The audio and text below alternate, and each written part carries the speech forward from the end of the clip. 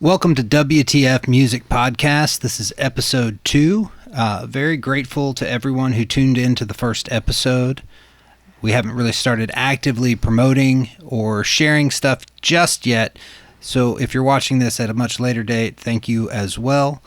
We're hoping to grow the show and kind of get this out there and start a conversation about the music business and music as an industry as a whole. Different factors of things going on and how people are navigating the market today in regards to being an artist or being even on the production side with engineering and making production for different artists.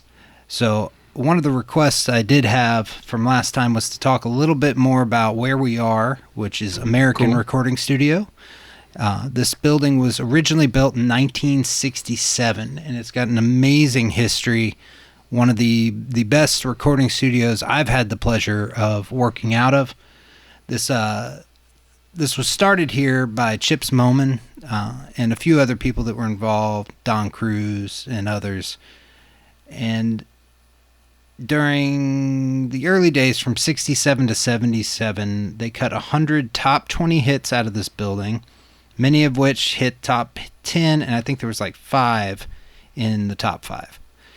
And this is back when recording was really the sound of the studio space. You didn't have computers or digital reverbs or delays like that. If you wanted to have a sound for the record, it had to be built into the construction of the building you were in. And that's one of the things that makes this building particularly special to me, is it was fully purpose-built to be nothing but a recording studio. So from 67 to 77, Chips ran the studio here. And then there was a brief period where Don Cruz ran it for a while. And then in the early 80s, the Barkays, a very famous Memphis group, took over and did all those famous Barkays records from this building during the 80s. And then in the 90s, I forget what year exactly, I want to say it was 92, but you ended up with, I'm going to draw a blank on McCain's name, but there was Doug Easley, and Easley McCain is what it was called at the time. And those guys did a lot of really, really cool indie records, and things like the White Stripes, Modest Mouse, the Loretta Lynn record was done during that time. But again, this place has always had kind of a special sound and tone just based on how it was built, and the stereo echo chambers that the entire building was designed around really add to this color and sound that you can't get anywhere else. And most importantly is in recording and capturing good audio, it's a garbage in, garbage out mentality. So having the best, highest quality room to work out of is always the best starting point. The 3 isolation booths that are here in the studio today were not originally part of the original design. Back in the 60s, all the players would have been on the live floor together cutting as one unit. Limitations of tracks and tape machines weren't, high track counts yet. So you had everybody in the room recording at the same time. And in order to capture that and have it be sonically pleasing for the audience at the time, the room had to be right. So having a room built that way and that type of construction involved really shaped the sound of an era. The 60s coming out of Memphis had a lot to do with this studio as one, and many others that really shaped the sound of what Memphis music was at the time. So again, very, very grateful to have it. There was a period around 2005 when Easley McCain was still here that they had a fire that actually took place in the control room here that we're sitting in. And they basically lost everything. The building burned up. There was tapes that were, forever lost, that music that can never be recovered. It was a very sad situation. It was actually the first time I met Doug was because that fire had happened and he was just, stuck and had nowhere to go. John Fry, the studio owner that I worked for at the time, was kind enough to help Doug out and bring him in, and I worked on helping finish up some of the records that he had already had previous obligations to finishing at the time. So it was really strange for me because I grew up in Memphis, and I'd been back and forth to the airport hundreds of times, and I never did know this place was here. It's just off that on a side street that unless you knew it was here, you really would have no reason to go down there. Right. You're not looking for it. But back when they built this, it was really the nicer part of town. It was really new development, and there was a lot of big shopping centers and a famous restaurant that was next door. And so there's this rich history that not everybody got to know about. And it's really cool to be here, and we're really grateful to have it. The guys with ownership, Brad Dunn and David Gicking, were involved in not only just saving the building from being torn down by the city, but also doing a full restoration. There's some old pictures after the fire happened, and you really would not want to walk into this building just looking at it. Right. The whole front was kind of falling down, and it looked like a crack house. I mean, it looked terrible. And they had done just a phenomenal job, and we're very grateful to them just to even have this building at all today. So when was it fully restored? Well, 2005 was the fire, right? And then around 2008, I think, is when it went up for auction. Okay. And there's a long story there, but one of the taxi company owners here in town actually beat out Brad to buy it because he had a check on hand when Brad was trying to get it. And Brad took a long time convincing this guy that he couldn't do what he thought. He was going to tear down walls and turn it into like a shop for his taxis. So he was a taxi owner. He had a taxi business. Old school taxi business. Yeah, Very interesting. Yeah, but the thing that saved the building was that it was purpose-built to be a studio. So code with the city. Like, if he wanted to do what he was planning on doing, he would have had to have completely redone everything. From the electrical to the plumbing to all of it. Right. You'd have to do different standards for the door entrances. I mean, like, literally, so he might as well have torn it down and built a new building. Right, exactly. The studio being built for the purpose of being a studio probably saved it. Is in the exactly fact that, what saved it. Yeah. It's coded with the city, and you couldn't repurpose it without redoing everything. Well, that's an awesome story right there. Yeah. Brad tells it best, of course, but it's For sure. a really, really long-winded story because so much happened leading up to all of this, and them being able to eventually save it. And then David Gicking, one of his other businesses, he deals with a lot of rare materials and building supplies and marble and granite and things like that. So he was almost the perfect person because he could do the restoration, most of which I think he did all of himself. Nice. So he's very knowledgeable and very gifted and talented, and it's just what they've done to save and revitalize the studio is just incredible. So we're very grateful to have it, and for those that don't know, a little more history about American Studios here in Memphis, and you can always go to the website american-recording-studio.com, see all the credits and history and all the gear and everything else that's there.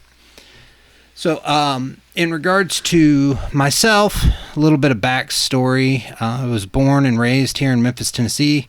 Music's always kind of been a big part of my life, but there were some significant things that happened that really made it crucial, I guess would be the good word for it. When I was in 5th grade, I broke my left wrist. And I love telling this story because it's just, in the big picture of things, it's kind of cool that this is how music really kind of took over my life. But I had an accident and I had broken my left wrist, and I had a compound fracture, which is where the bone actually came out, protruded. And I had to have 21-pin reconstructive surgery on my wrist. They didn't think that I'd ever be able to fully move my hand again. And, grateful to my mom, who was a nurse at the time, started asking all sorts of people for ideas and things. What could we do to help me get finger dexterity Absolutely. and stuff like that. And someone had suggested to her, why don't you have him try guitar? And they were thinking I would start getting, the little stuff, back, which I did. But what they didn't anticipate is that I would pick that thing up, and I don't think I put it down for 5 years. I mean, yeah, that's at all. Very similar origin story to me. Yeah, funny absolutely. joke is I always said I literally, Bryan Adams, played till my fingers bled. Yeah. Like, no joke. The calluses, I mean, I even took a year or two where I didn't even play guitar very much. I was working a lot in the studio doing other things, so I just kind of took a break from it. I'd also hit a point where I was felt like I was chasing my own tail with writing and stuff. Okay. I was just kind of doing the same thing. So I ended up going back and using keyboards and production stuff. Cool. And different things. I just had to get away from it for a minute. Absolutely. But even after that, like, I pick the guitar up and it's like I never stopped playing. It's just the muscle memory is there. And my calluses don't go away. Right. Like, they're just permanent fixture of my fingers at this point. But and that was around 5th grade, and I started playing guitar like that. And, later on in middle school, I ended up playing with some friends who, buddy's dad kind of all linked us up, found out a bunch of us kids played, and threw us in a room with the Beatles' White Album and the Creedence Clearwater, catalog, like the actual tablature books. Nice. That had the sheet music and guitar tablatures. Cool. And we just learned how to play all these songs, and we ended up playing for a lot of people over the years, and it was a lot of fun, and we were super young to be doing stuff like that, and it was just really, really cool. And during that time, we got to go see, and still to this day, I don't know what studio it was. It was somewhere here in Memphis, but I have no idea which studio it was I got to go see. And the moment I walked in there and I saw that recording space and the control room, I had to have been like 14 at the time. Okay. I knew what I was going to do. I was like dead set on it from that day forward. Like this I wanted to live there. Yeah, right. I wanted to go in and just like close the doors and never leave. And it was immediately a passion thing for me. So, a family member was going to the University of Memphis at the time and was in the music program there. And they were like, "Hey, why don't you come down and check out the studio has a record, or the university has a studio there." Mm-hmm. And so I got to go tour that, and I want to say it was around when I was probably 16 at the time. Okay.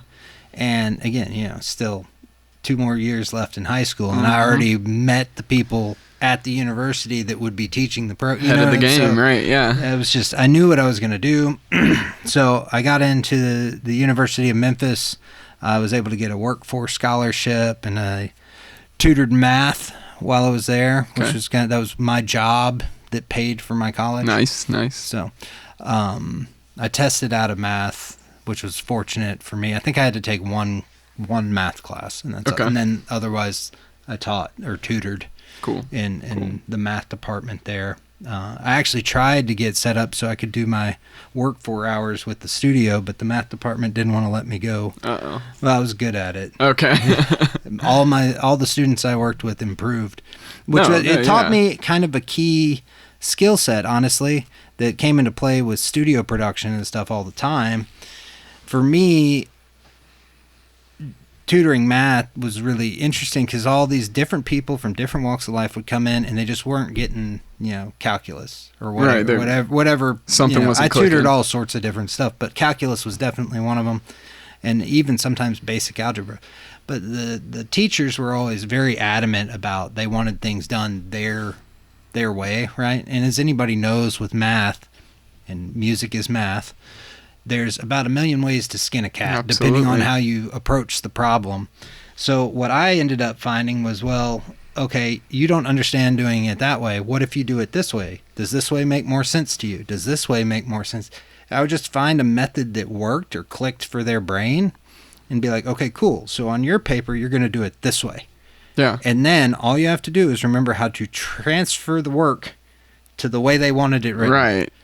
Almost like everybody improved. Trick them, yeah, basically. Well, no, you just did your work the way that made sense to your brain over here, But when you write it down the way they want you it to. written. Okay. That's it. You don't even have to understand it or figure it out that way. But once you have all the answers, it didn't matter. You just plug it in. You can go back and to me, that taught me a lot in regards to working with artists in the studio, because music is a language, right?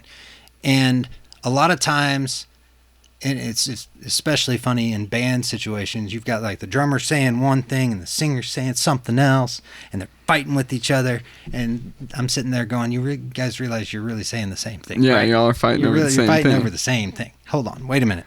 So it taught me the skill set to say, okay, well, if they don't understand it like this, then you can break it down like this. Which one of these different ways that you can rearrange something makes most sense to your brain? Do it that way. And then do it that way. Yeah.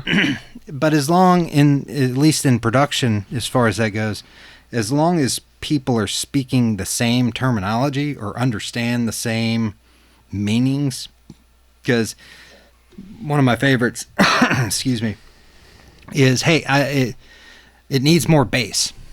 Okay. It's such a generic statement people make all the time in the studio. It's like, well, what do you mean? Bass guitar or kick drum? Or just the sound of more it. Bass? Right, I mean, there's 100 different ways. More bass means a lot. Yes, it does. A lot more than just more bass. You could just take an EQ shelf and turn everything up below 180 hertz, but that's not going to necessarily solve the problem. Yeah, or make it sound good.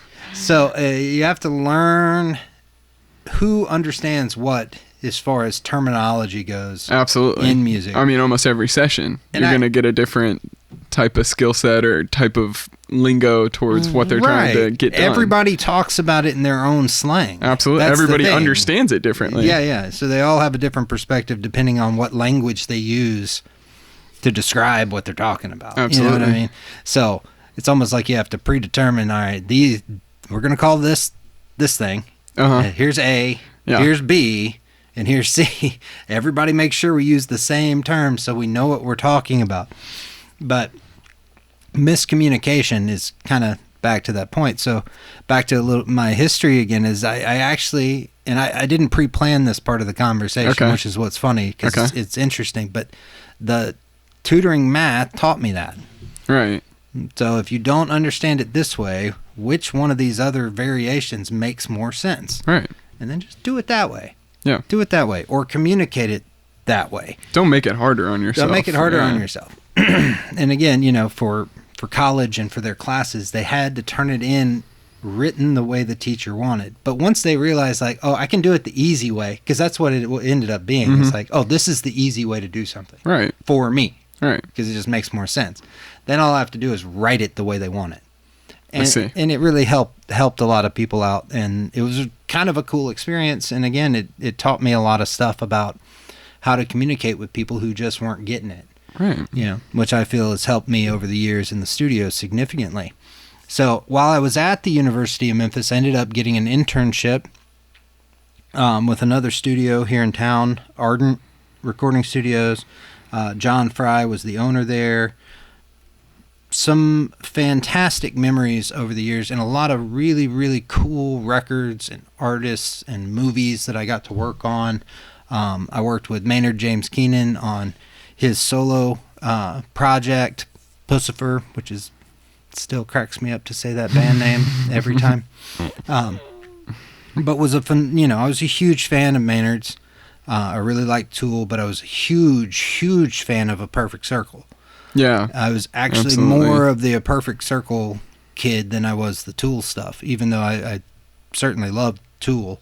But A Perfect Circle, that first record really, Murder Noms is the name of the record, really hit home to me. It was just the sound of it really kind of blew me away. So got to work with him. I got to work on a Denzel Washington movie, The Great Debaters, with other very, very talented engineers and music producers. At the time, around a similar time frame, I worked on a Grammy-nominated blues album, The Truth According to Ruthie Foster by Ruthie Foster, which was a phenomenal experience. Chris Goldsmith, the producer, and Jimmy Hoyson, the other engineer from Capitol in L.A., was there. One of I consider my mentors and still, friendly. I check in with him on social media every now and then. Nice. But great guys, and you really learn a lot from people when you're working on something that's really diverse, like that particular record happened to be. There were so many different players. Which record? Talking about? The Truth According to Ruthie Foster, the Grammy nominated one. And there were some phenomenal players on those albums, and you get to just learn from different people by seeing these different things, and they're coming from music from different directions, you know. Yeah, absolutely. And that was one of those. Everyone is, but sure, when you got real talented players, and some of these guys, Charlie Musselwhite, for example, who Charlie actually lives in Mississippi, not too far from here, and he's come up and done some sessions here since then. But Charlie's, Blues Hall of Fame. Yeah. He's been in it for years and years and years. Yeah. I won't even guess at his age. He's 30, right? Yeah. Right, Charlie, 30? 30 forever. But Charlie's been around and has seen so much, and when you meet people like that who have been lifelong professional musicians, they've seen the ups, they've seen the downs. The stories they tell can significantly change your life. Absolutely. And it's really, really interesting to witness and see all this stuff. So, again, so many different records over the years, met so many different people, and learned so much working under people like John Hampton or, Jimmy that I mentioned. Those are my two biggest influences, I would say, in the engineering department. And it was just a phenomenal learning experience. And again, I'm grateful to be where I am today because, and I say this all the time to people, but in many ways we stand on the shoulders of giants. We didn't start from scratch. We're learning from people as they go. Had to check that. So we're going to have a guest today whose name is Scott Bartlett from the band Saving Abel, and we'll get into more of his stuff when he gets here. But very grateful to have Scott coming and to be a part of the show today. Absolutely. So, anyways, kind of moving forward, we're going to pick up, I guess, a little bit back where we were with some of our regular kind of format. So we're going to talk about some of the controversies, some of the things going on in the business right now that are just of interest and of note. So not much to say on this particular subject, but it is really interesting, and something I'm paying attention to is will TikTok get banned or not? Right. The industry has made TikTok into a very useful platform for artists. Almost a mandatory useful platform, like in many ways. I can't stand it personally. Like old head mentality, man. That's too much flashy. I'm right there with you. It takes going on screen. It takes a lot away from the actual art. Drive my OCD crazy. Yeah. Like I can't personally use it. I'll post to any platform. That's fine, but I'm not going to sit there and scroll. Right. You know what I mean? Right. It's just not my bag. But it is really interesting waiting to hear which way is it going to go, what's going to happen. Right. Is a American company going to have to take over TikTok America and run it? Yeah. Or are they just going to accept a ban? Are they going to fight it longer? I don't really know that they'll fully ban it. I feel like it'll turn into more of like a subjugated, like, this is what goes. I feel like it's just going to get even more dumbed down and more. Yeah, I don't know. I don't know. It's just a wait and see. But either way you go, it is causing music to end up being shorter and shorter and shorter and more instant gratification. Instant gratification. Type. Everybody's ready to swipe. Right. They just want to swipe to the next thing. Right? And it's like, man, before you know it, songs are going to be 15 seconds long. And it's like, it's less about the song and more about what you're doing to grab somebody's attention. Yeah. There's often, it's like you're sacrificing some of like your personality to either look corny or to be funny or something. And if that's not you, like, and that doesn't accurately describe your music, like, is that really how you want to promote yourself? Yeah, it's back to that thing we talked about in the first episode, is chasing that viral moment. Yeah, absolutely. You know? And it's like, that's playing the lotto. And like, I agree. You're never really going to win just playing the lotto like that. If you really want to do something as a business, you've got to take it brick by brick and build it, and build something that's going to last and that's going to have an established fan base that's going to actually care about whether or not you do better. Absolutely. I mean, everything with this kind of mentality of TikTok and all these short format videos is, I mean, it's built to be there and be gone. Yes, and it's also built to keep you in like a specific algorithm and stuff like that. Like Sure. if you like a certain type of music, you're not going to see if I like underground rap music, I'm not going to see what's going on in the pop world. I'm not going to see what's going on in the country world. As to where it somebody narrows your focus. Yeah, and it makes you think almost, that something's bigger than it is almost. It kind of deludes you in the sense that that's the conversation I've seen a lot of people talking about recently. It's very similar to confirmation bias. It's like you get this idea in your head and then you only search for stuff that goes along with that idea. You're only going to get results that agree with you. It's similar kind of problem in that, you know, you're only looking at the music that the algorithm thinks you already want. Right. So it's not really helping you discover things. It's not really helping you branch out. And if you guys are anything like me, eventually you get this point of frustration where that's why I sat the guitar down for a couple of years. It's like everything's sounding the same. Yeah. I got to do something different for a minute. Yeah. It's just too much repeat. Like I feel like I'm repeating myself.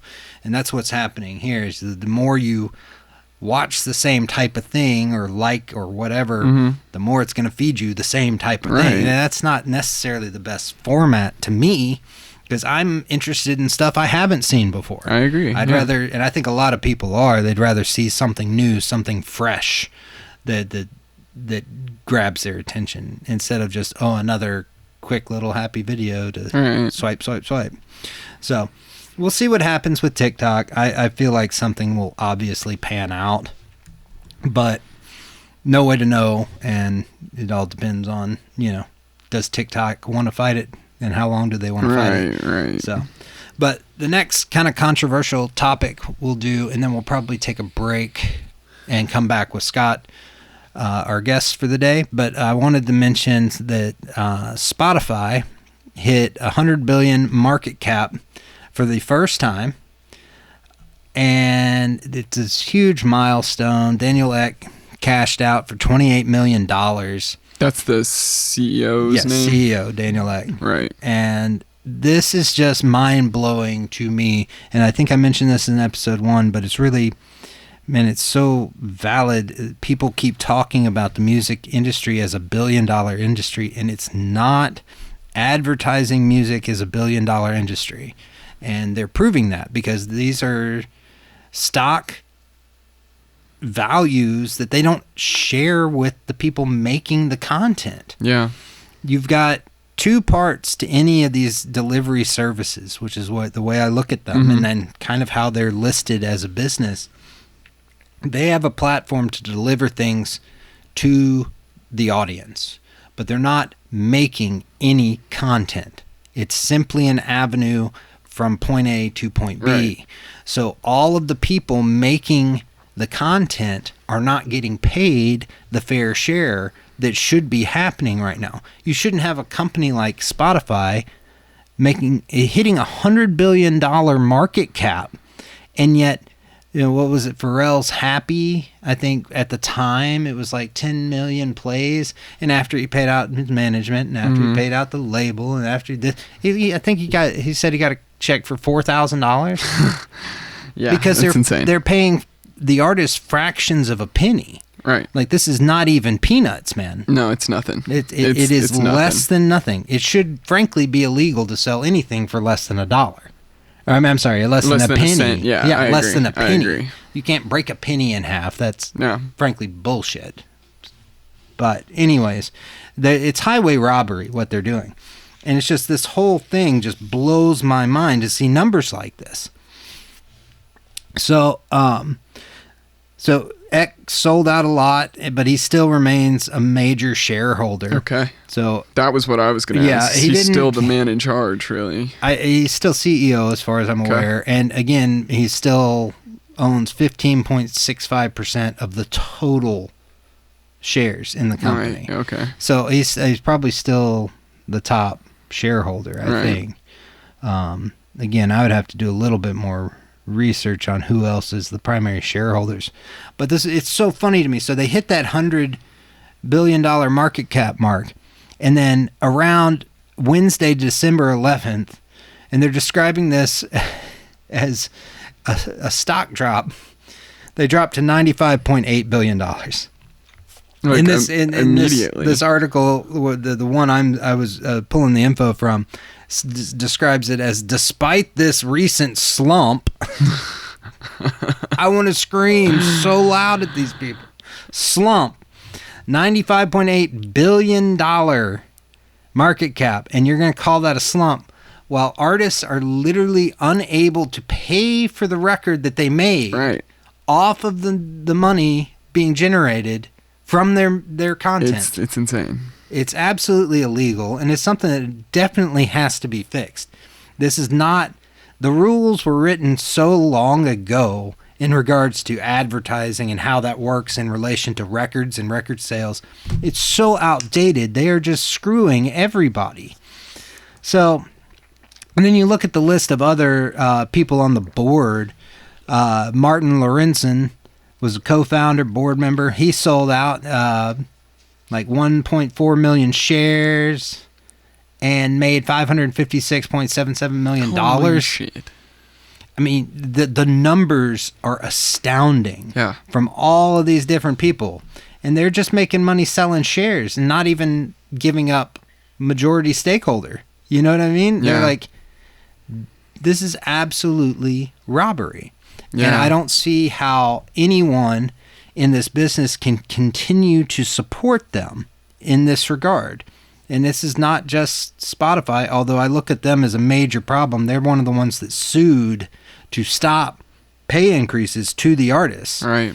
And again, it's a lawsuit that they will probably eventually lose. But in the meantime, it doesn't matter. They're making and raking in billions of dollars. Before they lose, it doesn't Before really they lose, matter. they're going to get every single, drop out of that situation that they can. And it's just mind-boggling to me that nobody seems to want to build something that just works. Yeah. They just want to build something to get rich quick scheme. Yeah, to capitalize. Same thing back to the viral thing. Just this get famous quick. Get this quick. Yeah. And it's like, if we're going to have real legend artists again, I mean, we're not going to get your Michael Jackson, your Prince, your Eddie Van Halen, or any number of other very, very famous people from over the years. With the system in place. In the system that's going on right now. I think about that all the time, is that there's just no avenue. There's no way to for build a star like that. Nobody is a star anymore. Not in the terms of what we have. It's not even comparable. No, I mean, it's so radically different from what was to what is. And another big problem with that is nobody's willing to invest in artist development and actually putting, resources and time into developing young talent in the way that they used to. Everybody just wants a finished product that they can turn around and immediately sell. Yes. And to get that instant gratification, that money instantly. It's back to the swipe mentality, and it's just really ruining things because you're not going to get anything of substance. And eventually it's going to get so watered down that nobody even wants it. Right. And we're already kind of dealing with a lot of that. If you look at the sheer amount of songs released in a day and you compare them to the ones that are of quality, or even forget personal preference on quality, just successful versus the sheer number of ones dropped every day, it's dismal, man. We're getting into a very watered down state of music, in my opinion. It's a lot of what we just talked about: instant gratification, viral moments, stuff like that, reused, recycled lyrics. And everybody wants quicker, faster, and that's just not going to build anything lasting. And one last thing I'm going to bring up before we take a pause for our guests coming in is, in regards to some of this, is the distribution in AI powered music creation. that's coming along here. And I'm not saying that you can't make something cool with these tools. The tools are neat. Mm-hmm. Don't get me wrong. And there's ways to use things, but we almost have to switch our mentality as business professionals to be like, how can we do stuff with these new tools that are creative? Right. And something that couldn't be done on its own. Right. Yeah. You just type a subject and tell the AI thing to make a song out of it, and that's not creative. Nothing about it is creative. And it might be funny.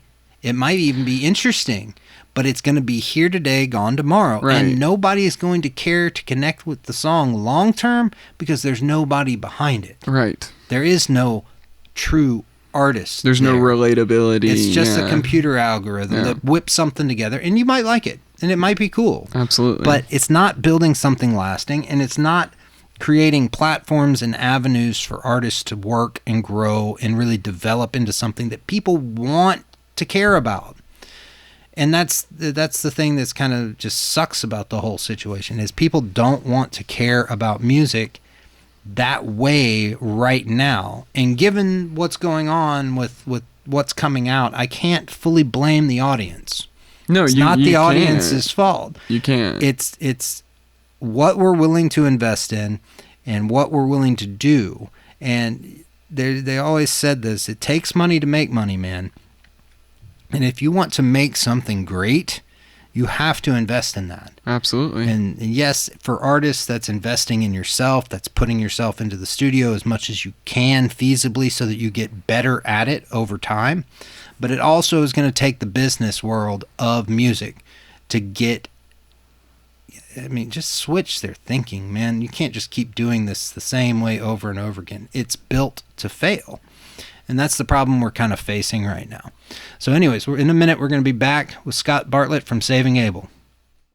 Welcome back to WTF Music Podcast. Very grateful to have Scott Bartlett, my old friend who's known me for 20 some odd years at this point. Many years. Long time. And I'm sure many nights forgotten in the Blue Monkey. In our 20s. Yeah. We've known each other decades at this point. At this point, plural. Yeah, it's 2 at least. Yeah. So it's kind of wild and just so great to have you in, and thank you for doing this. Mm-hmm. So one of the things I was most interested in, many people may or may not know, but Scott is in a very, very successful band, Saving Abel. And just tell us a little bit about your backstory with music. Wow. The abridged version. Yeah. I grew up in Baltimore, Maryland. I basically was involved in music my whole life. I did like choir. I remember at one point in 4th grade, we had an option. It was either like riff, which was reading is fun, or choir. And I was like, I'll take choir. The obvious choice. So I did that, and that led me into actually theater. And in middle school, I started getting into that, and then that led me into upper school. And I somewhere along the way, I started playing piano, and then that led me to guitar. And actually in upper school, high school, I was in a barbershop quartet. Nice. A lot of people don't know that. I don't know. Maybe you've mentioned that, but I didn't remember that. Yeah, we sang all over the world. I went to Czechoslovakia before it was the Czech Republic, and wow. We wore bow ties, sang like Beatles tunes, and so I really, from an early age, had the formal training of singing and formal training of everything. But obviously, I was in rock and roll bands all the while in high school. Music became everything to me basically when I heard the Allman Brothers Band. Yeah. And that was when it was kind of like, okay, I'm really going to pursue this. I convinced my parents that a good school for me would be Rhodes College in Memphis, Tennessee. And I said they have a tremendous business program, which they did. What my parents did not know was that I was going where the blues was. Mm-hmm. And I was heavily influenced by Southern rock and the Allman Brothers. So I told them it was a great school and it would be great for me. Which is true, by the way. It is true. All true. You did not lie. Didn't lie. I went for business. halfway in, I switched my major to music. I ended up with a couple degrees in music composition and performance and a minor in business. And when I graduated is around the time I think I met you, which would have been like early 2000s. I graduated in 2000. Yeah. And I started playing around town. Actually, I was playing around town that entire time, from 96 to 2000. But I started doing it really full-time and teaching lessons at the Collierville First Baptist Church. Sure, yeah. So everything was music for me. It's how I made all my money. It was how I paid the bills.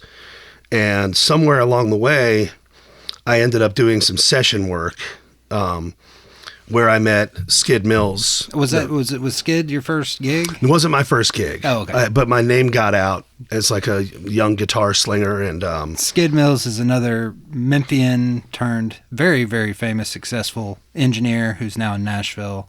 And he worked at the same studio you worked at. Sure did. At Ardent. Yeah, Ardent under John Fry and John Hampton. Under John Fry and Hampton, yeah. And we, Skid and I hit it off, and the recording session that he brought me in on ended up being the band Saving Abel, which had tremendous success at active rock radio, most notably a song named Addicted, which went massively platinum. That band has brought me up until now. Now we're undergoing some legal stuff, but 20 years I've been in Saving Abel. It's on a sort of hiatus, and while that's happening, I've delved into other things, which we can get into as well. Hopefully that's a good sort of explanation of mine. Yeah, it was really good. And some things I didn't know. Or I bet you told me, and I probably forgot them in the Blue Monkey. Yeah, those beautiful forgotten moments.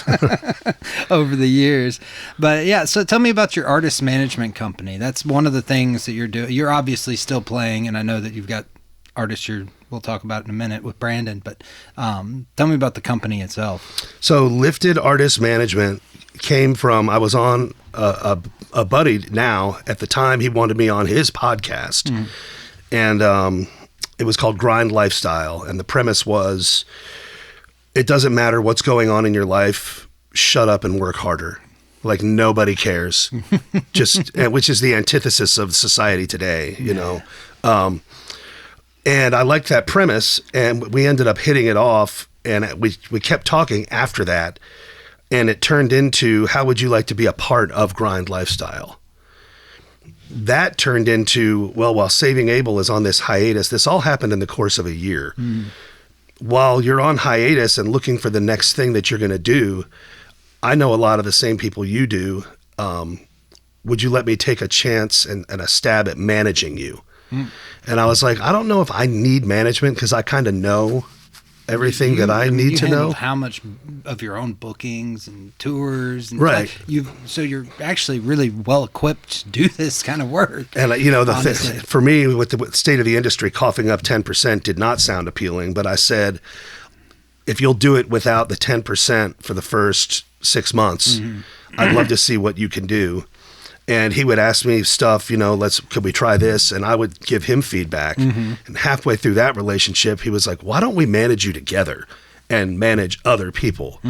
Because the way the world is going, like, you could really help young talent not make the same mistakes that you've been doing. Exactly. You've seen it, man. I've heard so many stories over the years, but you've seen, venues screwing the band. You've seen, venues try and take merch money. Yep. Yeah, you see any bad scenario that come up, you probably could go ahead and predict it for people. So yeah. I think it makes a whole lot of sense. I'm excited for you guys to be doing it. Thank you. Yeah, I mean, I've lived it, and it's ever evolving.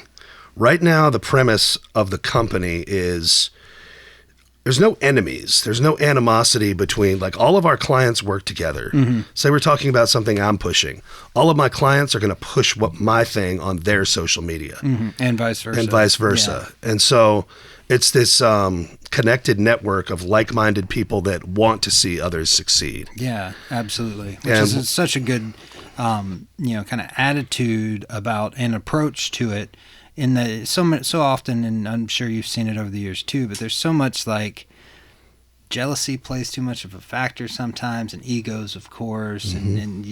I remember, when we probably first met, like late '90s, early 2000.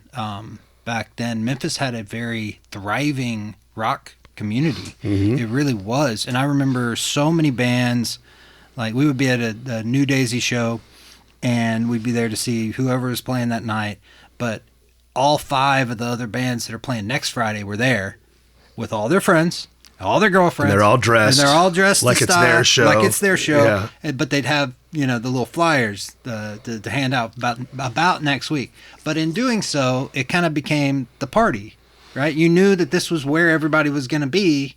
And because they were there to support that show, everybody who was playing that night sure as hell showed up next week. And there was a little bit of hate, but it was still out of There's love. always drama. There's always a little bit of drama, but like that scene was electric. Yeah, it really was, man. I remember just being enthralled by it. And when Saliva broke from that, everybody was like super jealous, but also just enthralled that our Memphis brethren had made it. Yeah. And done something, because it not only was it great for them as our compadres, but it meant there was a chance for us.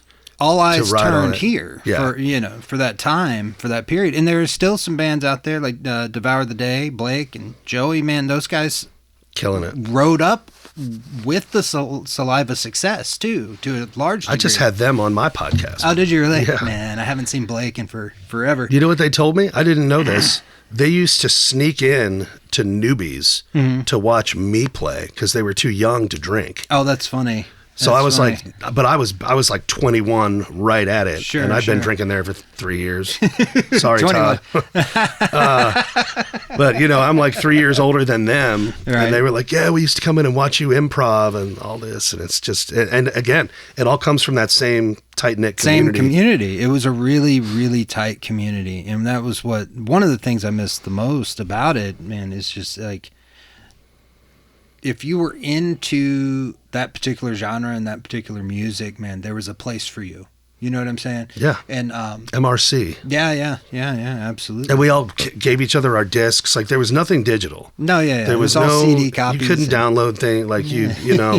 Napster was just about to come out. It was about to come out. Everybody was throwing CDs at people on their from the stage, and yeah, it was just a different time, man. It was electric. But there's something about that type of community building, which is what's nice to hear about what you're doing with the artist management, is the same mentality. It's like we all are going to kind of rise and shine by taking care of each other. It's actually a great analogy because that's exactly what it is. And we have so many components in place. Like I feel like every day leads me down a different wormhole to where now we have like, a pseudo distribution department. We have an in-house agent.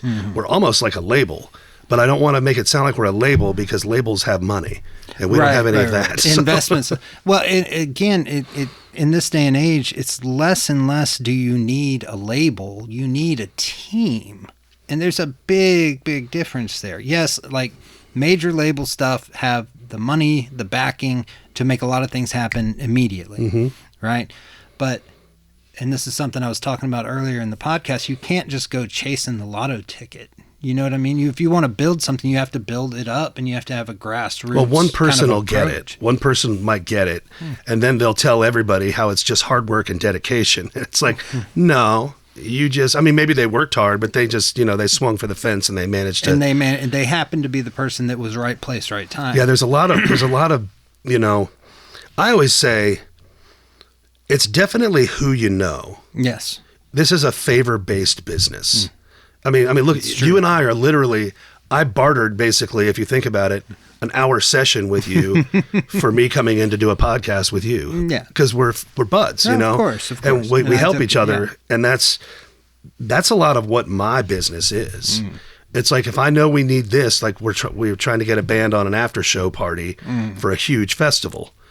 And I had to stick my neck out and go, remember that time you wanted Saving Abel and I got like $3,500 cut off the price? Yeah. You're going to have my baby band at the after party. Like, right, all right. Right. Yeah, you're right. I owe you that. I owe you a favor. Yeah. And it is. It's a lot about making those connections. And I think, to younger artists' detriment, people aren't making those connections these days. No. It's a lot of it's just too digital. It's too just this on is the gone. Screen. Yeah. Well, then this is what makes these things, so kind of cool. Yeah. Just to have a real down to earth conversation about things.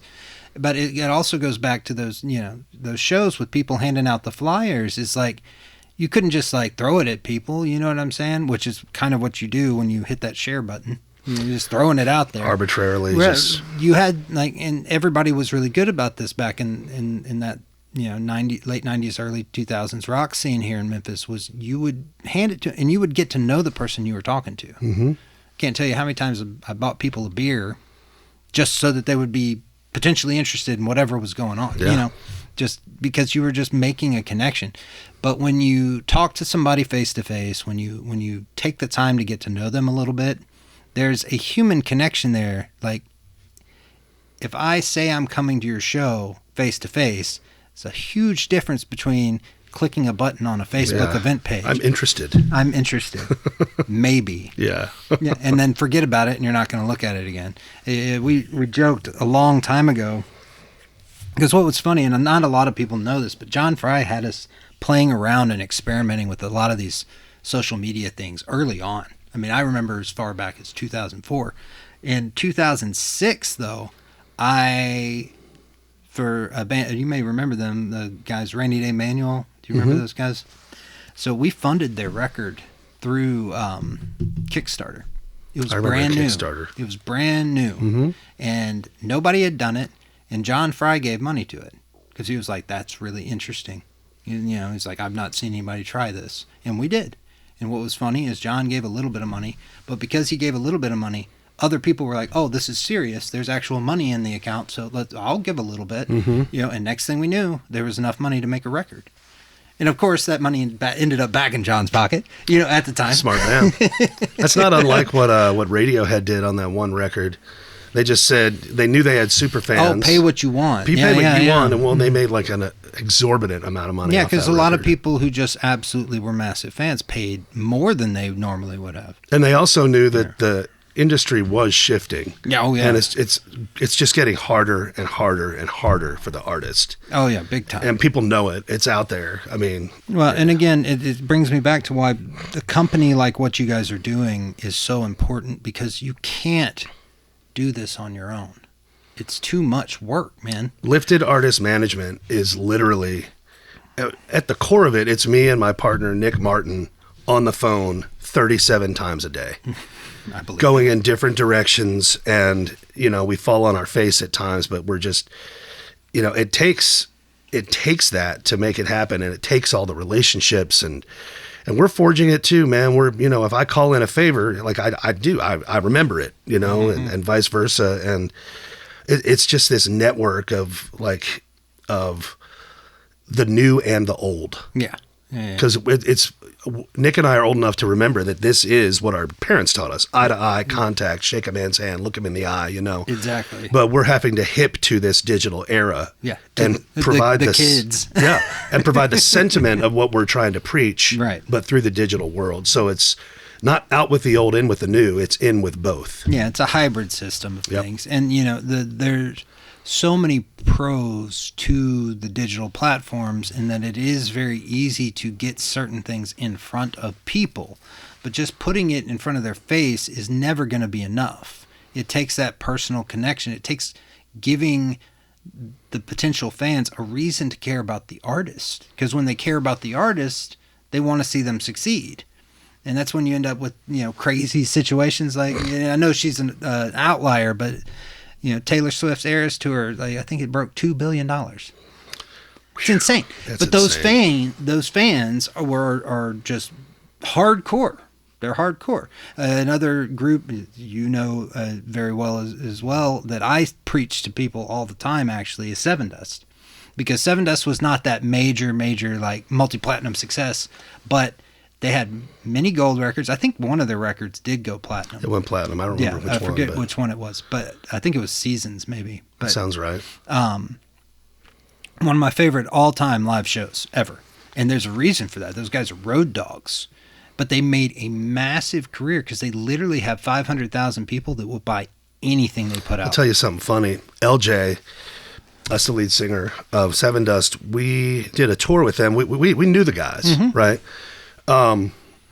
But more or less surface friends, but we did a run with them. So now we're tight, you know, this is years ago. Yeah. And I had started a clothing line, and I remember I had seen LJ with his fans, and he would tell if the opening band got there early for load in, they knew they might see LJ, and they'd be like, "Hey, we're going on it," and he'd be like, "Cool, I'm gonna check you out."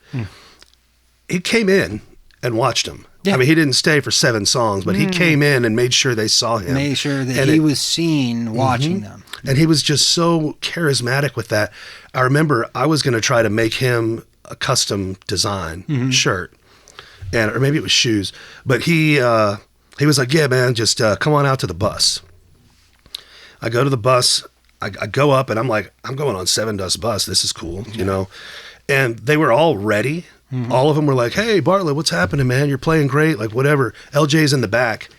And I'm walking through, the guys are in their underwear, like, you know, and I'm like, just because it's a house when it's your home when you're on the road. But they just welcome me, you know, and I go in the back and LJ's like, "Sit down, man. I want to talk. Tatco, tell me what's up."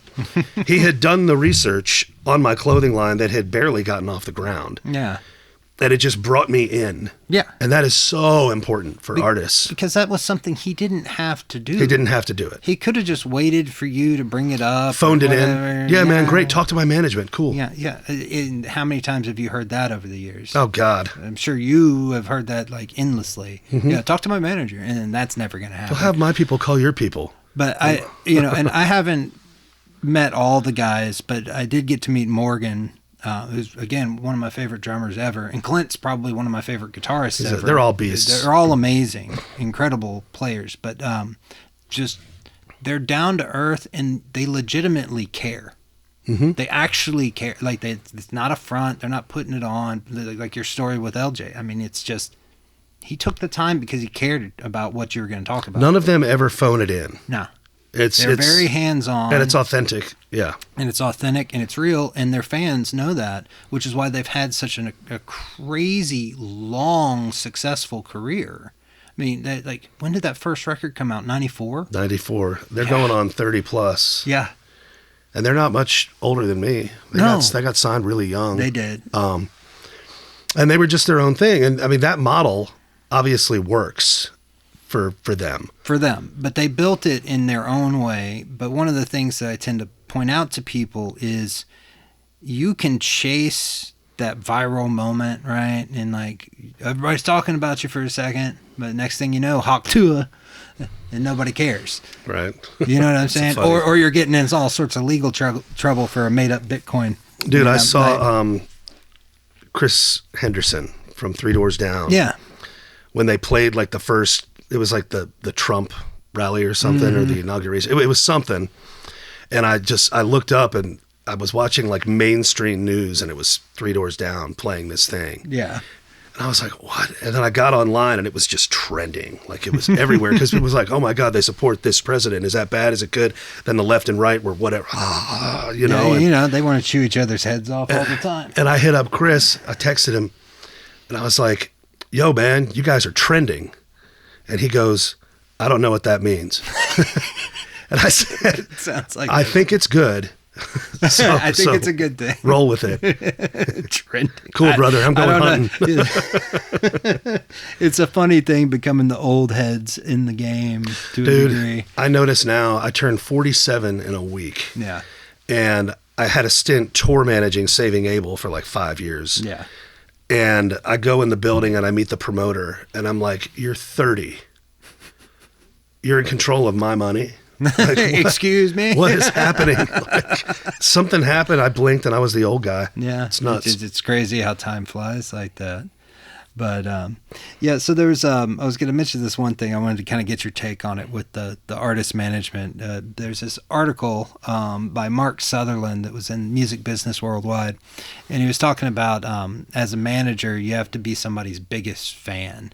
It's about kind of back to that team concept. If everybody needs team, you need people helping you to do these things, but it's like the people involved has to be in it for the right reasons and actually care about the artist. Yeah, everybody wants to make money. Everybody wants to succeed. Everybody wants to hit those goals. But if you don't have that one core foundation that I'm a fan of the music I'm pushing, it's just hollow, empty shell kind of mentality. You know what I'm saying? I wanted to get your take on that. Yeah, I don't think it's just that. I think it's As from a manager's perspective, sure, because you're in charge of the entire career. Yeah. I can remember working with one producer in particular who shall remain nameless because he's worldly famous, and he did an Abel song, and he got into it with me over, my guitar solo. Okay. And he was like, why do we even have a guitar solo? We haven't heard one that's memorable in 25 years. They're not even relevant in music. And I just went, have you listened to our catalog before we're paying you this astronomical amount of money for this it's one kind of the single? style. I'm like, there's a solo in every song. It's part of our sound, like, did you do your research? And he was stumped, and now we're better friends. He respected me for it because I called him out. But you got to do your homework. And I'm still learning my bands. We're signing more and more bands every day. Sure. And some are not my cup of tea. But I still want to. And that's me becoming like the old guy. I don't want to be like, oh, that's not for me. Like, I want these guys that are hungry to succeed with their art. But you believe in the art. I believe in the art because I see what their fans are doing. Some of them, if it's really not my cup of tea, like I'm not a huge like hardcore emo fan. Sure. But I respect the hell out of it, and I know it has a place. Sure, certainly. And certainly. We got one band that's all the way into that scene, and they absolutely are the funniest dudes I've ever met. Their TikToks are blowing up. They're called Hush Hush. And they basically have made me a fan of that style of music that I used to hate. Sure. I didn't like the fans because I wasn't like that. Right. And that was just me being a stereotypical prick. And I had to admit it to myself. Back to the 20s. Yeah. That I was just hot-headed like, and young, man. oh, if all you can play is power chords and I don't want, I'm not worried about the 360 that you did. And like, I'm worried about the execution because I'm Allman Brothers, It's like, no, there's something in it for everybody. And you have to, like you just said, be the champion of the bands that you're supporting. Yeah. You got to know exactly, and you have to know too with them, their direction and where they're going has to become part of your agenda. Sure. So sometimes it's like, what do you want out of this management deal? And we'll tell you if we can provide that for you or not. Right. And you got to work on it together. And it starts with the music. So like you said, you got to be their fan. You got to listen and be in it for the right reasons, most importantly. Yeah, the money is not. If you're in it for the money, you're in the wrong business. If you're in it for the money alone, we'll say it that way, because everybody needs money to make the world work. You know what I mean? And frankly, like I was talking about earlier with you, with seeing things like Spotify hitting 100 billion cap and stocks and just making absorbent amounts of money, and the artists are all starving. The content creators are not getting their just due. I mean, it's built to fail. Eventually, you're just going to end up with more and more subpar product and more like... Well, it has to. Like Joe Bonamassa said it best, actually. He was just like, explain to me how this is going to work out in the end. He's like, so it used to cost this much for this and this much to record a song and then this much to pay this person, this person, this person, this person. He's like, the only thing that's different now is that we're not making anything off the song. Right. He's like, so it's not even really a risk. You're going to lose. It's a loss. He's like, because you're not going to make the money back, but guess what hasn't gone down? The cost of anything. If anything has gone up. Yeah, everything has gone up. You still have to pay your musicians. You have to pay your engineers. You have to pay your producers. You have to pay everybody. And then, but you're watching your rewards diminish. Plummet. Even though Joe Bonamassa's fame has done this. Yeah, he's blown up. He's a beast, and he's like, he's having a hard time. He's not having a hard time. He's going to be fine. Well, but by comparison, and these are guys that have been around for a long time, and they've seen it when it was really good. You mentioned the Allman Brothers, so you remember I worked with Pete and Devin, right? Back in the day. So Devin Allman is a phenomenal musician in his own right. Yeah, I love Devin. But this was one of the earlier on sessions I had back then, and it was when budgets were still like actual real budgets. I remember they booked 30 days in Studio C, and I won't mention how much they paid because just being courteous to professional, and this was forever ago anyways. But again, 30 days, and all we did was guitars. We had 40 amps lined around Studio C. And I mean, just all of them had to be set up. All of them had to be mic'd so that at any point they could walk out and just plug into a different sound. and find a different sound. And they were like, oh, okay, we're going to record that one. It was just so casual and relaxed, though, because we had 30 days to do a record. I've always wanted to be able to do one like that. Even with Abel, the follow-up. Oh, it was Time is Money. Scott, the label. Sophomore record. The label are in town. And, Skid, I remember being like, we have one day to get all the live footage. And he's like, you're the one session cat in the band. Yeah. So I want you to be in here doing guitar overdubs. Mm-hmm. But let's go ahead and just finish the record, too. Because, you're a great player, but let's get every solo today. Yeah, all of it. And we got like 9 guitar solos, and we never changed amps once. Yeah. And I'm like, can we change it? And Skid's like, no, just turn the volume down a little bit for less gain. And yeah. Well, and working within a more restricted budget, which was what's, most people out there, listeners and music consumers don't appreciate is that your first record went huge, but that didn't mean you guys immediately got the world on sophomore record. You know what I mean? Like, if anything, they were penny pinching. That's when the fight started. Yeah. It was, can they reproduce what they did? What they did and not spend very much money, because that's what they want to do. They don't want to put in too much. Yeah, and I mean, and then with hindsight, like, I know what happened on that record. That's for a different podcast. But, save that story. It's just, it's so true. It's having watched it go like down with the residuals, it just gets so frustrating because what's the end game of that? Right. Well, and I feel like the business people, and that's kind of one of the reasons we're doing this format for the podcast, is to discuss the industry and the problems that we see working in it day to day, because I think most people simply aren't aware. Like, especially the consumers, they're not aware of the problem. If they're a fan of a band, they go to Spotify and they add that band and they add the records that they like, and they might even assume that that's supporting. It's not. Right. It's not. And I feel like that's the message that really needs to be brought out there, is that if you want to support the band, unfortunately, you really need to go buy some merch, because they generally can actually make a normal sale percentage of profit on a t-shirt purchase. Merch is essentially the only stable. It's the only one element of. I mean, if you want to make any money, it used to be. I always called it a 3-tier system. Yeah. You had your publishing, you had your live shows, and you had your merchandise. Yeah. Publishing's gone. Yeah, unless you're getting TV and movie soundtrack placements, which the money is still very good there, but it's surrounded by walls of red tape. And there's the same people that get all the work. And so let's take away that. So what you're left with is live shows and merch. And the merch is really contingent on the live show.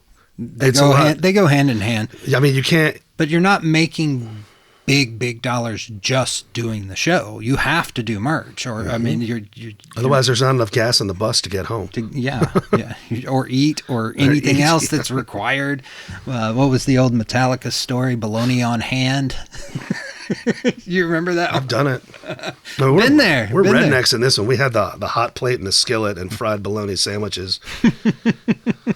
Man, and when you're young and hungry for it, and the fight is worth it, also because you're also learning and you're growing, and you got to sacrifice early on. But the problem has become that the ladder to success just isn't there in the way it was.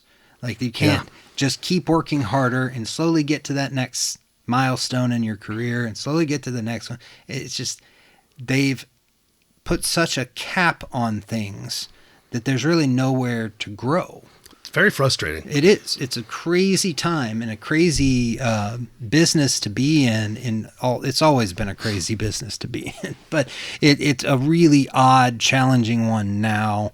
And again, I'm just really grateful that you guys are doing this type of management company thing, because artists need that, and it's across all sorts of genres. Everybody needs people that are willing to work with you, that are on your side. You know what I mean? Ultimately, where the mentality is if you succeed, I succeed, and vice versa.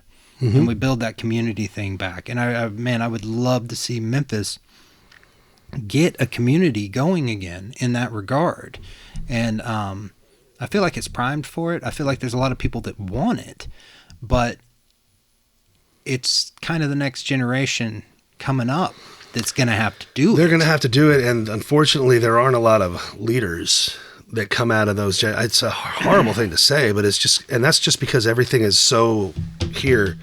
I mean, it used to be in the world, if you wanted to do something magnificent, you really had to leave the house and go forge your way and find out how to, if you didn't know what something was, you literally had to go to the library and get a Webster's dictionary. Right. Like look it up. Yeah, we didn't. And so that sentiment is no longer with us. And it's that instant gratification. And I know that's what the old people say, and I am the old guy. But and I've felt that way too, but I feel like more and more the younger generation senses it. You know what I mean? They're aware in ways that I didn't anticipate. And they can understand in certain ways that, like, this situation doesn't hold value that it did. Like, it just doesn't, Yeah, there's not as much there. You're not getting out of it what we used to get out of it. And I talked about this a lot with when I was young and buying new music, because I was a vinyl kid. I know you were too. Mm-hmm. But I will never forget the smell when I opened that vinyl the first time. That new car smell, man. It's that thing. You open it up and the ink is fresh. And you just can't wait to see what's in it, And it's this thing that's where people today are only getting music in a very one-dimensional. It's sterile. Well, it's a one-dimensional delivery. It's a jukebox in your pocket. You hit play, and a song comes on.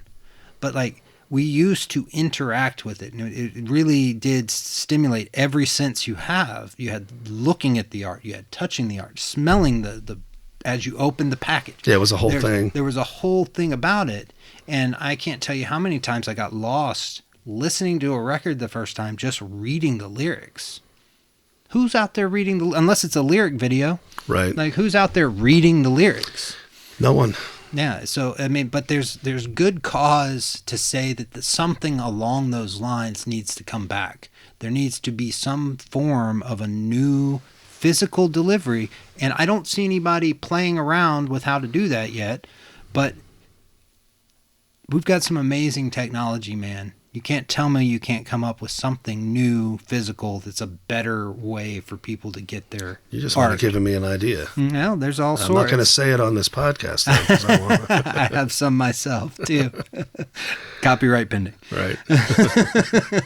But, again, it's just kind of figuring out ways for people to connect with the music on a deeper level, and whether it's from shaking hands and meeting people, thanking them for being at the show, or going out and getting them to come in the first place. We had tremendous success. As Saving Abel was built on us. We were like that band of nobodies from the Bible Belt that were like lovable morons that drank too much. Yeah. But we hung out to where like our fans that were like, 35-year-old, moms that loved distorted rock and roll were just thankful they could meet us and bring us like a meatloaf or something, And then, we get the band moms. I remember the band and we would moms. get to know these people on a level that was like different, because eventually one of them would end up with our number. We'd be like, don't spend any money on food today, guys. Keep your per diem. So-and-so's bringing noodles. Yeah. Like, we're going to be okay. Yeah. And then I remember I had an idea to basically, for all intents and purposes, I monetized dinner. Yeah. And I would call it the meet and eat. And we would just flip burgers with fans. Yeah. And, you get like a charcoal endorsement or like a sponsor. Yeah. And you get like a Natural Light beer endorsement sponsor. And then, you tell the promoter, charge $100 for a couple. Mm-hmm. We'll hang out for 30 minutes and flip burgers with them. And they drink keg beer. Mm-hmm. You get your money back, and then we'll give you 20%, and you give the rest to us. Yeah. Sometimes we'd walk with $2,000 or $3,000. See, but again, that's like creative thinking, and that's what what's it missing takes right now. That's what my management company is all about, too. That type of creative, outside-the-box thinking of ways to get things done. Mm-hmm. Band needs to eat. well, let's make a thing out of it. Might as well get paid for it. That's a great idea. I remember at one point I was telling somebody today, we had Jack Daniels came up. You know how I feel about Jack Daniels. So at one point, every show we would get a liter. It was on our hospitality rider of Jack Daniels, and we would drink it before the show, like pass it around. And by the time it was done, we would sign it and put it out at the merch table and auction it. And it usually went for about $150. Oh, I believe it. Because they knew that it was what we drank before that show that they were at. And there's a connection to that night, that show, the memory of it, and they took something home. But the bottle was $35. Sure. We just made $30 a piece and got drunk. Yeah. So. You got to find what you love and let it kill you, man. Let it kill you. But again, this is just smart thinking. And again, also knowing your audience, too. Y'all's audience was all, just in with the lifestyle, that Southern rock thing, and it makes sense. You know what I mean? You might not have that exact plan work for everybody, but the concept is there, is take something that you would normally either be doing already or need to do and come up with a more inventive way of making it all happen. And again, almost take the mentality of don't do anything unless it's making money, like find a way to make all of it make money. There's a way to make all of it money. You just have to a lot of it's cross marketing. You got to put things together that don't necessarily make sense. Right. And that's just what you said, out of the box thinking. It takes the free thinkers to do that. All the like the analytic types, not the type to do that, but those are the people that need to do their part. Right. Yeah. There's a role, and it's valid for all of it. But again, the biggest problem I see today is so many people are obsessed with, looking at their numbers and looking at their stats on their pages, and it's like these things don't mean as much as you think. I talked to a promoter, an old school promoter, about booking some of my bands, and he was like, I've known this guy forever. Yeah. And I've been sending him EPKs for 20 years. Yeah.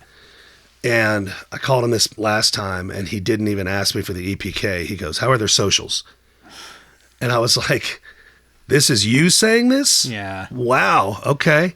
And I mean, I get it. Like, unfortunately, that's a huge part of it now. That's the new barometer. But it's actually a barometer that means very little, Like I'm still learning it, brother. You get 100 people to say they're coming to your event on a Facebook page, dude, you'll be lucky if you get 10 of those people. It's not a good barometer. No. I wish that people involved with the shows and the bookings and the venues would really let that sink in.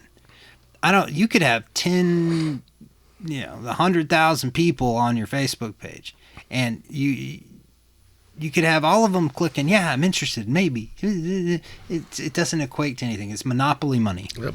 It's monopoly money. I agree. And it takes that, personal touch and getting to know people and that's face-to-face kind of conversations to get people to care enough to come out.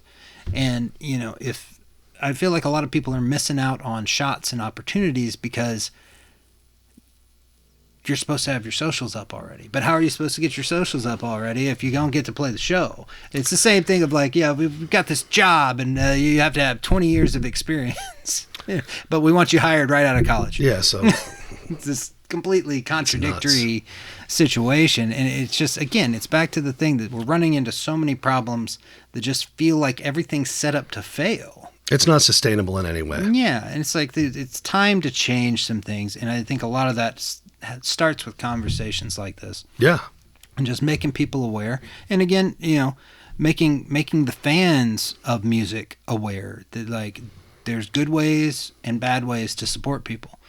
If you really want to support, go find that band's page, go find that artist's page and buy something. Engage in it. Buy something. If you want to support, go support. Spotify and Apple, Amazon, all of the streaming services, that does not count. And I think as long as the listeners start to get that and start to get that message, that doesn't count. That's not support. I'm glad you're enjoying it. That's kind of what it comes down to. I'm glad you're enjoying the music. I appreciate that you enjoy the music. If you really want to care and support, you got to do more than that. You got to buy something that's going to benefit the band. Yeah, yeah. Because you can't split a fraction of a penny amongst five guys. Amongst five people, yeah. Yeah. Don't go spend it all in one place. Right. It's just crazy. Well, again, real quick, because I know we're probably going to wrap up here in a second, but in particular, I wanted you to bring up Brandon and the song that y'all are working on. Oh, yeah. Yeah. If you want to just mention a little bit about what's going on. So Brandon there. Jordan is actually an artist that that I'm working with now. Outside of the management, right? You're actually outside playing. of the management. He and I are starting. I'm basically 50% of the Brandon Jordan name. And I found Brandon. He opened for myself and Paul McCoy down in Alabama, which is where he's from. Yeah. And the promoter from the show in Alabama the night before had said, I want you to look out for this kid. He's onto something. He's great. And he's got some buzz in Alabama with especially the younger crowd. And I was like, okay. And the management company was barely off the ground at this point. Sure. So I was really just a fan. But we were a management company. So I sent it to my partner. I kind of I filmed his, you know what it was? Paul and I did like 2 covers in the entire set. And I was peeing before it was sound check. And he covered one of our covers. And I was like, no, like, hold on. This was during sound check. Yeah. Right? And I was like, I was going to go out there and do that. I was going to be like, is there any chance you could maybe not do that one? I don't know if you know a lot more, but it'd be cool. And he had finished it and he launched into a song that we're doing now called Let the Gravel Fly. And I heard it and I was like, huh. So I filmed him. I sent it to Nick. And it was like, wow, this kid's great. And we approached him about doing this. And now, while Saving Abel is on hiatus, I'm throwing all my eggs as an artist into the Brandon Jordan basket. Right. So I'm putting together the band now. Awesome. We're going to do some acoustic shows this winter and spring, and then hopefully be full on touring with a Southern rock band. With him fronting, so he's more of a country guy. Sure. But we're going to put a Southern rock band behind him. He's got a fantastic voice. He's got a really thing. Gravelly. It's not like forced or anything. It's just this natural, unique quality. And I always appreciate singers when somebody comes on and you immediately know that's them. They don't sound like anybody else. They just sound like them. You'll like this as an engineer. You probably even noticed he doesn't hardly push any air. Yeah. And I had to turn the mic pre up quite a bit. Yeah, it was just really controlled. And you know how I am. I'm like a belter. So, I got to turn it down when you get in there. So when we harmonize, it's like he's eating the mic and I'm back here on mine. Like it's a weird looking dynamic. But no, I'm really proud of Brandon. And he's young and hungry and a huge Saving Abel fan. So he's, fangirls over me. And I'm like, I promise I'm an idiot. Like, I will show you that you don't have to be nervous around me. Well, and in this one song you're promoting, you've got another surprise Saving Abel fan on it, right? With Overtime. Yeah. We've got Overtime we're not managing Overtime, but he's he is a rapper that basically found out he didn't think he could rap. He just knew he liked country music, and he started kind of flowing over it. And he was like, I didn't know this was a thing, an art form. And he has grassroots built his following to massive numbers. Yeah. We had him on our podcast, and he told his story about he was starting to do shows, but he didn't have any money, and he was so poor, and he had a drug problem, and he was trying to kick it. And I might be in the wrong order of operations, but at one point it was cold. He lives in Montana, so it's freezing in the winter. He was in his single wide and he fell through the floor in the bathroom. And he was like, something's got to change. Yeah. So he took online social media marketing classes. Yeah. And he just started putting little bits of money into his, project. And he's still doing it that way. He just has astronomical more money to put into it 4 years later. Now, because he's built that platform. He's built it, and we are doing a song with both Brandon Jordan and Overtime, who were both massive Saving Abel fans. So they're just geeked out to hear me tell my stories, and I'm looking forward to meeting Overtime. We're shooting a video in Arizona for 3 songs in a month, maybe 3 weeks. That's amazing, man. That'd be good. It's a good time of the year to go to Arizona. Hell yeah, it is. Y'all have a blast, man. That's awesome. Well, again, I just want to thank you for coming in. And tell me the name of your podcast again so that we can share that as well. Grind Lifestyle. Grind Lifestyle. Make sure that and we'll have you on too. Yeah, absolutely. I'd love to. And again, just continuing that collaborative effort. And my hope with ours, at least, is like to bring some of these conversations are important. And I don't think people think about this kind of stuff or talk about this kind of stuff. No, I've got some guests I need to hip you to that can really talk about this. And like, this is great what you're doing. I appreciate it, man. Thank you so much. And thank you for coming on. Yeah, by the way, I didn't know what this was about when I got here. So yeah, I kind of threw him in blind on this one. I'm not rehearsed. I hope you all enjoyed what you heard. It was a good conversation. I thought so. Yeah. Well, all right. Thank you so much for tuning in to WTF Music Podcast. This is episode 2. We'll see you next time.